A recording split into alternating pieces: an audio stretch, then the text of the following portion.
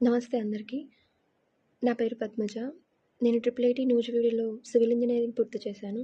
ప్రస్తుతం triple IT హైదరాబాద్‌లో information టెక్నాలజీలో మాస్టర్స్ చేస్తున్నాను. ముందుగా ధన్యవాదాలు లోకేష్ అన్న.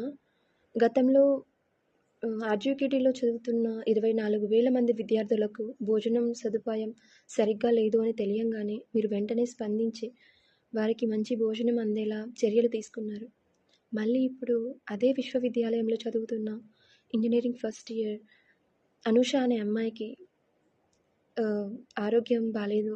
తను ప్రాణాలతో కొట్టుమిట్టు ఆడుతుంది అని తెలియంగానే వాళ్ళ కుటుంబాన్ని కలిసి వారికి ఆర్థికంగా సహాయం చేయాలి అని మీరు నిశ్చయించుకొని మీరు మీ టీం కలిసి వాళ్ళకి మీ సహాయాన్ని అందించారు.